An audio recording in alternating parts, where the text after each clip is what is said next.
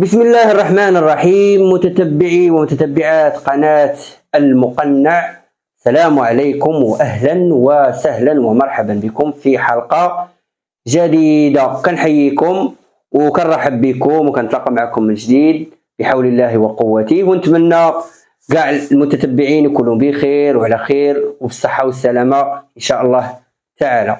القضية ديال اليوم كان واحد النهار في النواحي، غادي نبداوها من الاول. في كازا، في واحد الحي من الاحياء الراقيه، حي ديال الفيلات، حي راقي راه معروف بلا ما نقولوا السميه ديالو. المهم في كازا، هذا الحي هذا كان ساكنه واحد المراه اللي السميه ديالها زينب، وكان في العمر ديالها ما بين 35 40 عام، ما مجوجه ما عندها ولاد، عايشه هي والاخت ديالها فقط، هي والاخت ديالها ما عندهم ولاد، ما مجوجين ما والو. علاش؟ الله اعلم. المهم داك الشيء ديالهم هما القصه ما مجوجينش، عايشين كما قلنا في هذوك الفيلا. عندهم شركات ديالهم وداك الشيء مقابلينهم، عندهم خدامه ديالهم ناس. هاد الدريات هذا تبارك الله لاباس عليهم، يعني عندهم من الخير. هاد المراه زينب كانت عندها واحد جوج خدامه، عندها بنت في الدار كتشقاهم قابله داكشي ديال الدار داخل، وعندها ولد خدام برا، منه عساس، منه جارديني، منه يتسخر، منه يحلطونو على الطوموبيل، يسد الباب، اي هو عساس جارديني منه كلشي. وكان داير لي واحد الدويره برا، بيت طواليت كويزينه كذا، هذه فين يجلس فين يبات فين كذا، المسائل ديالو الشخصيه دايره ليه في المكان ديالو. والبنت راها لداخل في الدار، خدامين عايشين مزيان. بحكم هاد المراه هادي ما عندهاش الوليدات، ما مجوجه ما والو، هاد البنت وهاد الولد كانت دايرهم بحال ولادها، مهليه فيهم مزيان، من ناحيه الحوايج، من ناحيه الفلوس، من ناحيه الماكله، ما تخسر ليهم، ما تدور فيهم. المراه الله يعمرها دار، ومهليه في والديهم، كتعطيهم، تمد ليهم، نهار يكونوا غاديين يشوفوا والديهم كتاخذ داكشي ديال المدينه، بحكم هما كانوا من العروبيه. واحد الوقت كما نقولوا حنا كانت عزيزه علينا شي حاجه من المدينه، كما كانت المهم عاد تكون من المدينه، واخا هي عندنا في العروبيه، ولكن كتعجبنا شي حاجه اللي هي من المدينه، بحال الشكلاط، كاوكاو، الحلوى، داكشي كامل كيعجب الناس ديال العروبيه. هاد المراه كانت ملي كيكونوا غادي لديورهم كتقدى هادشي كامل، المسائل، الحويجات، الديسير، حلوى، داكشي السلعه كذا، وكتعطيهم تقول لهم سيروا لداركم ورجعوا، كتمهليه فيهم. اي بمعنى المراه كانت الله يعمرها دار من جميع المواصفات. بقاو خدامين مع هذوك جوج، هما مقابلين شغالاتهم، مره كيخرجوا يضربوا شي دويره، مره يمشيو للخدمه، مره كذا مره هادي. ارى لي هذيك البنت ملي ما كيكونوش اولا كيكونوا كتخرج لذاك الدري مره للفطور، مره الغدا، مره كذا مره هادي. اليوم السلام، صباح الخير، كي صبحتي، لاباس كذا، شنو سميتك، شنو هادي. قربوا من بعضياتهم، اليوم غدا دار واحد العلاقه بيناتهم وتصاحبوا، ولكن ما بخبارش مولا الدار اللي هي زينب، ما بخبارها والو. هما داروا واحد العلاقه في الخفاء، كتخرج هي كيدخل هو للدار. المهم كملوا نتوما من روسكم. داز واحد شويه ديال الوقت، واحد النهار هاد المراه زينب كتلاحظ البنت الخدامه معها حامله، كرشه بدات كتبان، والسيده ولا عندها الاعراض ديال الحمل وداكشي. داتها للطبيب، شافت اكدت بان البنت حامله، رجعتها للدار، غوتات عليها، انا ثقت فيك، انا درت فيك كذا، وشو دابا واش درتي ليا وهادي وما حشيش مالك وهادي. غوتات عليها مزيان، ولكن هنا هي ماشي جرات عليها ولا لا، قالت لها شوفي والديك ضربي عليهم، ما غتبقايش تشوفي والديك الا حتى تولدي. انت دابا في الدار يبغيو يشوفوك يجيو لهنا، ولكن راه ما غتبانيش ليهم، غنقول لهم ودي راه صيفط عند شفلانه، صيفط عند كذا، راه ما كايناش هادي حتى تولدي. الولد تا هو كذا المثال. قالت ليه المشيه لداركم اوهو غير حيديه، خافت لربما يهرب ولا كذا ولا هادي، زعما حيت دار ديك الزبله يقدر يهرب. هي قالت ليه داركم غنساها، الا بغاو يشوفوك يجيو عندك. داكشي اللي كان.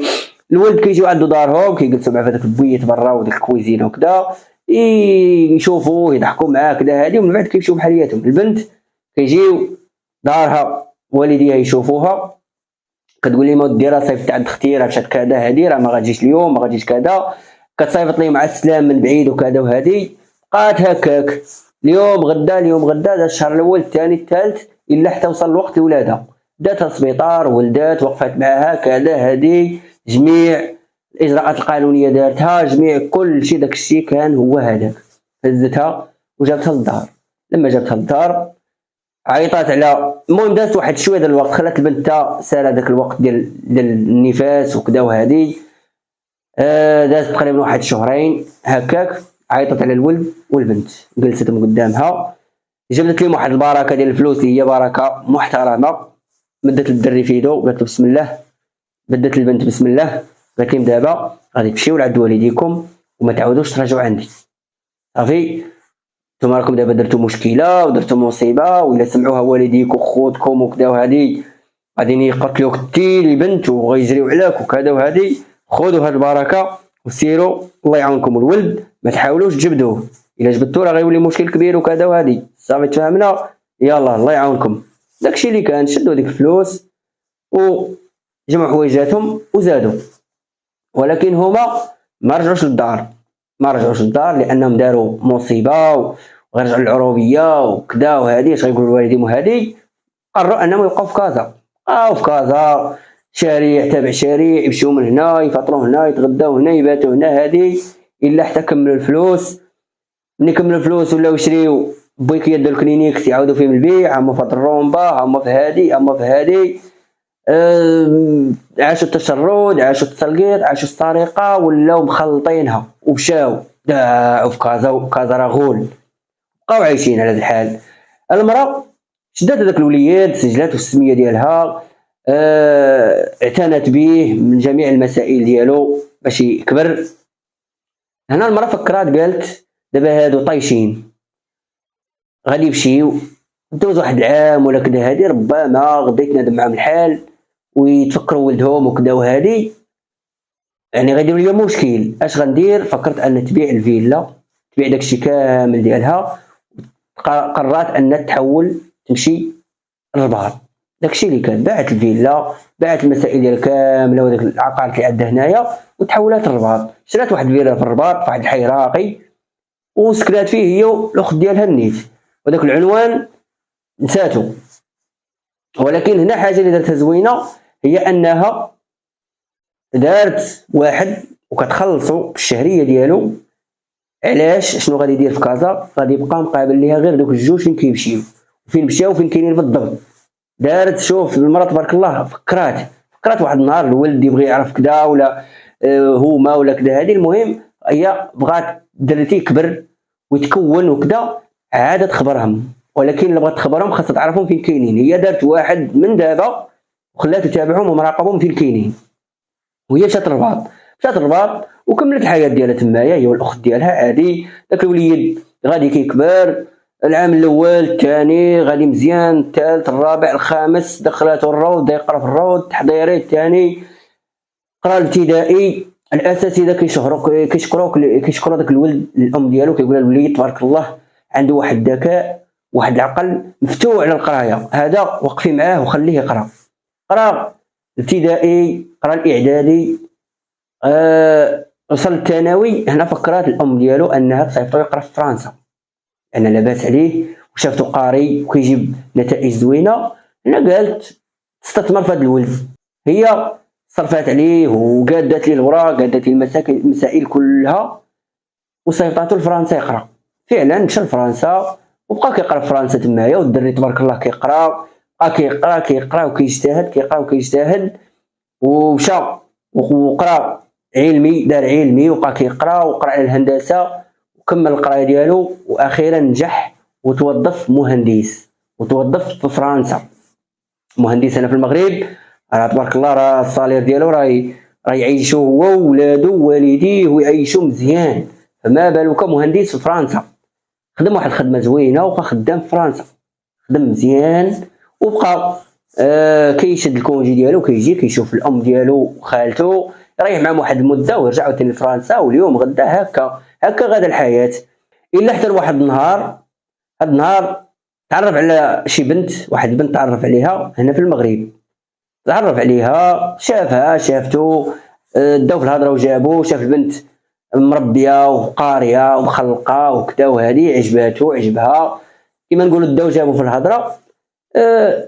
هي افكار ديالها مزيانين، هو الافكار ديالو، تلاقاو كيما قلنا واحد جوج حبوا بعضياتهم، ما كيخدم لهم غير الزواج.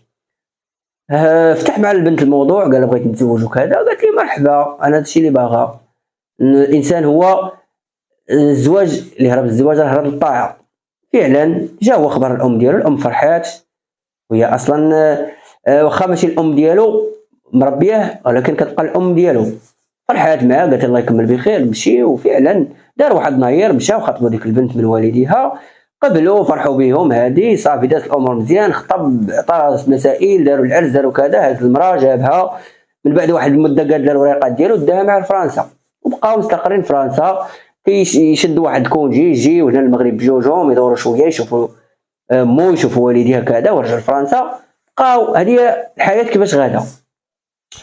واحد النهار كان هنا في المغرب ومشى لفرنسا، يلاه مشى بواحد 3 ايام او 4 ايام، كتعيطي الخاله ديالو، السلام عليكم فلان لاباس؟ قالت ليه امك راه بحاله خطيره. ياك ما كاين باس، انا خليتها مزيان. قالت له ودي راه زاد على الحال، وراه وقع عندها مرض القلب ولا كذا وهذه، خاصك تجي. وانا الله جيت وكذا وخليتها مزيان وكذا، كيفاش توقع؟ المهم قالت لي هادشي اللي عطا الله. الولد هز مرتو وجاو للمغرب بجوج، جاو كيلقاو الام ديالو فعلا واحد الحاله حرجه، تسد ليها شي صمام ديال القلب ولا كذا ولا هادي. جا المغرب، شاف، طمن الام ديالو كذا، مشات للطبيب وهادي، المهم شاف داكشي كامل. الام ديالو كانوا جالسين هو والزوجه ديالو معاها. الام ديالو قالت لي وليدي بغيت نهضر معاك. قال لها الوالده دابا انت مريضه وعيانه، تا يفوتك الحال وتنفسي شويه، وديك الساعه نهضروا. مرحبا. قالت لي لا، خاصني نهضر معاك دابا. واخا. قال لها ما فيك ما تصبري، هضري انا كنسمع. قالت لي لا، نهضر معاك بوحدك. قال له واخا. قال لمراته ودي خليها، عطينا واحد 10 دقائق نهضر مع الوالده وديك الساعه واخا. المراه خرجات، سدات عليه من البيت وخلاتهم. هنا الام ديالو قالت لي وليدي انا بغيت نقول لك واحد السر، وخاصني نحيد عليا الثقل اللي راه هابط لي على كتافي باش نمشي مرتاحه. ياك لاباس الوالده شنو كاين، ما شنو هذا السر وهذا؟ هنا شافت عيات وجمعت القوه ديالها، قالت لي ولدي انا راه ماشي امك اللي والدك. الولد طبيعه الحال هذه اخبار او بحال المفاجاه كتجي. امو كابر معاها ورباته وقراته وخسرت عليه وتهلات فيه ودي، وفي الاخر كتقول له ماشي امو. هنا قال ربما الوالده واقيلا عيات، ربما الوالده واقيلا ماشي هذيك، ولات كتدخل في الهضره. الوالده انا الشيطان، كيفاش ماشي امي؟ قالت له وليدي انا ماشي امك اللي والدك، انا غير ربيتك وتهليت فيك وقريتك وكذا وهذه وهذه، ولكن انا ماشي امك الحقيقيه. مني ماشي امي الحقيقيه، شكون امي الحقيقيه؟ قالت لي هذاك الشيء علاش بغيت نهضر معاك، داك الشيء اللي باش بغيت نهضر معاك. الولد هنا الاخبار جاتو جديده وما قالوش لي من صغرو، بحال تعصب بحال كذا. نهار خرج وبقى غادي دارع في الشارع، زاد واحد شويه جلس في واحد المكان وبقى كيفكر. هنا الام تزاد عليها الحال، خبرات الاخت ديالها بالمعلومات بكذا هذه. من بعد دا من الامانه امانته، عيطات الخاله ديالو فلان عدم الله اجرك، اختي ماتت، امك الله يرحمها. قطع التليفون وبقى جالس واحد شويه وهو ينوض يجمع الوقفه وجا كيجري. جا للدار، دخل لقاها ماتت، بدا يعنق فيها وانت اللي خاصك تسمحي ليا وانا سامحتك دنيا واخره، وانت اللي تهليتي فيا وانت اللي عطيتيني، وبكي ومعاه وكذا وهذه وعنقها. مهم سمح ليها مشات مرتاحه. سمح الام ديالو. من بعد داروا المراسم ديال الجنازه، دفنوها. داز واحد الاسبوع تقريبا، واحد النهار جات عنده الخاله ديالو قالت لي فلان. قال لها نعم. قالت لي شوف الام ديالك قبل ما توفى عطاتني هاد النمره وهذا العنوان اللي هو ديال الاب ديالك، وراه كاين في المكان الفلاني في كازا، الا بغيتي تشوفيه ولا بغيت تقلب عليه ولا كذا ها هو. صافي شد مع هذا العنوان، شد النمره، شد ديك النمره، دار في التليفون وعيط ليه. كيصوني التليفون، جاوبو السلام عليكم. وعليكم السلام. قال لي فلان بغيت نسولك، راه عطاوني النمره ديالك، راه كذا، انت فين كاين؟ قال لي انا كاين في المكان الفلاني في كازا. قال لي صافي انا غندير واحد الوقيته ونجي عندك. مرحبا مرحبا وقطع. من بعد مشى عند الزوجه ديالو قال لي شوفي انا راه غادي نمشي لكازا غنشوف الوالد ديالي وكذا ونشوف كيفاش عايشين وهادي ولا كدا هادي غنشري لهم شي دار ونتهلا فيهم وهادي واحد اليومين وثلاث ايام ونجي. قالت لي واخا صافي. داكشي اللي كان هز هو واحد 70 مليون كاش دار واحد الصاك حطها في الطوموبيل ركب على الطوموبيل وشد الطريق لكازا. دخل لكازا بقى كيقلب على داك العنوان قلب ما تقلب الا توصل لواحد المكان. هذاك المكان كيشوف قدامه واحد الكارديان واحد الراجل كيبان ليه هو الكارديان ديال الماطر. بقى كيشوف فيه كيبان ليه الشبه ديالو شبه كيشبه لباه. قال هذا هو الاب ديالي. نزل عندو السلام عليكم. وعليكم السلام فلان لاباس بخير. قال لي ودي انا كنقلب على شي دار هنا وهادي واش كاين شي سمسار. قال لي انا راه بيدي سمسار. اش خاصك؟ قال لي ودي خاصني شي دار. قال لي هنا كاينين دويرات 30 مليون 40 مليون 50 60 كذا هادي انت وجهدك. اش خاصك شي حاجه؟ قال لي ودي انا جالي 70 مليون. قال لي هنا ما كاينش دوك الديور ديال 70 مليون يعني بحال نقولوا كاين داك البني الاقتصادي وكذا وهادي هادشي اللي قال لي كاين. اما قال لي كاين بلايص اخرى كاين ديور وكاين هادي وهادي. بقى كيتحدث معاه بقى داوي معاه. هو الغرض ديالو باش يشوف بوه ماشي باش الدري تبارك الله كبر حنين وكبر طيب والقلب ديالو يعني نقولوا رحيم. بقى هو باغي يجلس مع بوه بقى معاه كدا هادي جاب الغدا جاب الماكله جاب هادي جلس وياه تغداو وفرحوا كدا هادي الا تدوز معاه النهار كامل حتى العشيه تقريبا. طاح الليل عيط لي قال طلع لي الطوموبيل جلس معاه. قال لي دابا قال ليه راه باغي نشري ولكن قال لي دابا انا راح لي الليل وراني هز معايا 70 مليون. قال لي شحال؟ قال لي 70 مليون اللي هز معايا. وقال لي الفلوس اش هز معاك انت تبغي تشري وسير جيبهم ولا كذا وهادي ودابا كازا خايبه والليل وهذا وهادي راه صعيب الحال. وقال لي دابا انا ما نقدرش نبات في الطوموبيل لان الشفاره وهز معايا الفلوس وهادي راه ما نقدرش نبات في الطوموبيل وكذا. هنا الراجل دابا الولد علاش قال ليه راه ما نقدرش نبات في الطوموبيل وراه ماشي غادي يغلبو غيمشي يبات في فوطيل ولا كذا ولكن هو لا هو بغاه باش يقول ليه يلا معايا للدار باش يمشي يشوف الام ديالو يشوف خوتو ويشوف كذا وهادي.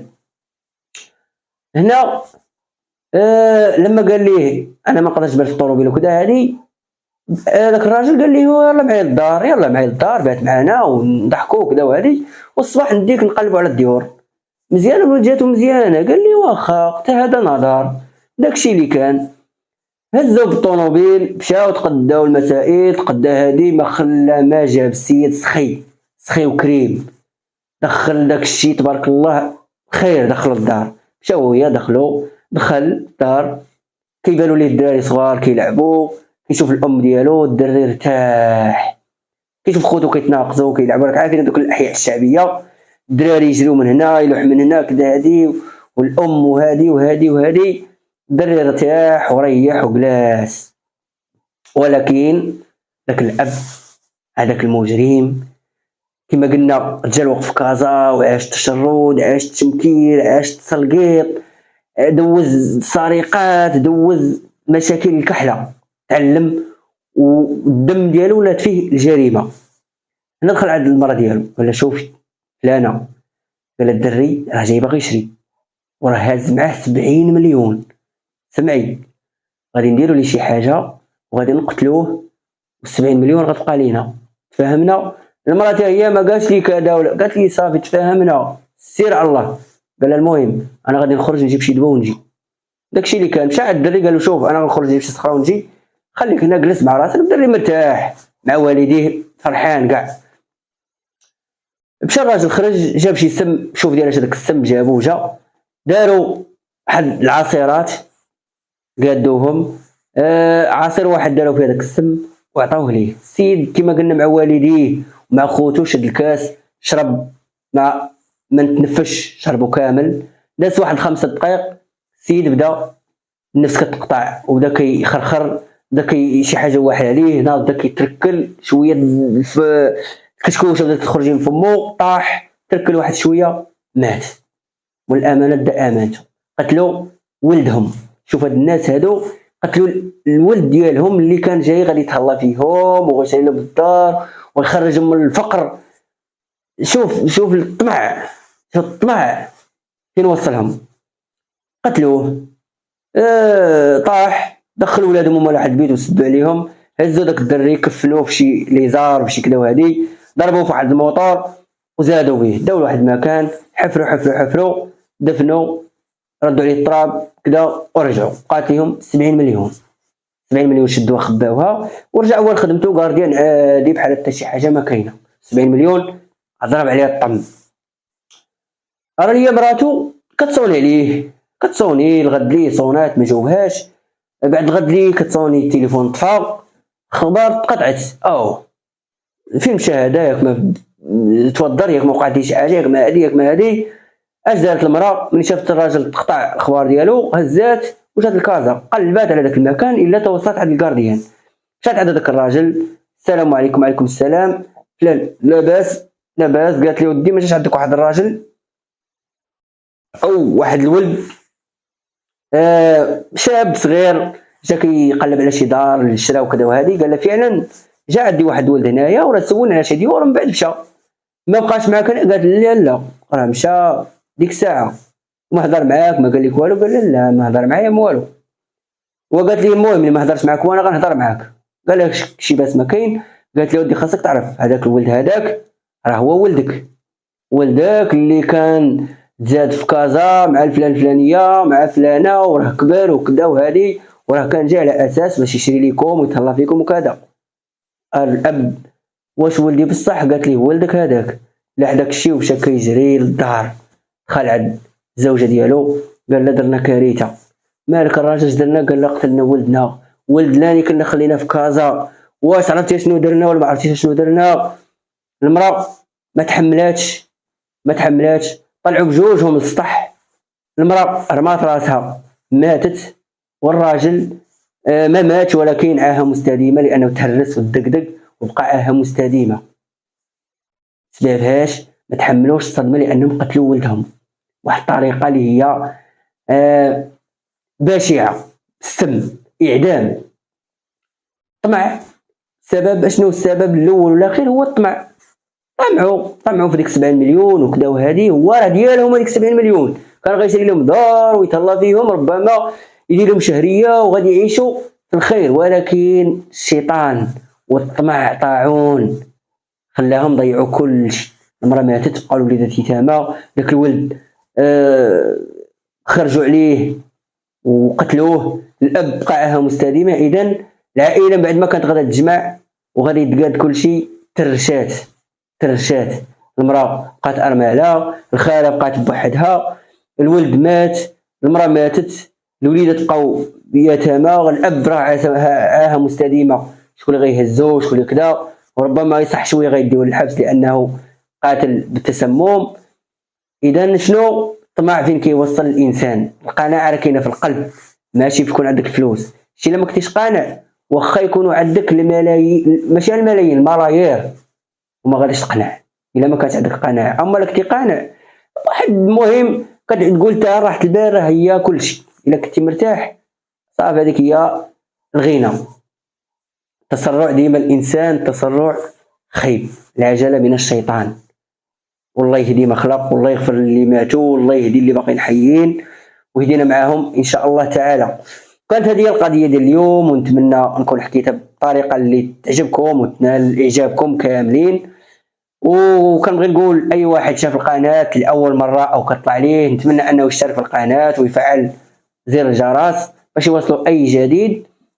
وما كرهناش تخليو شي لايك او شي تعليق كدعم لينا باش نستمروا ان شاء الله في المزيد. اذا شكرا على المتابعه، شكرا على الدعم، ونتلاقاو في حلقه جديده ان شاء الله. دمتم في رعايه الله وحفظه، والسلام عليكم.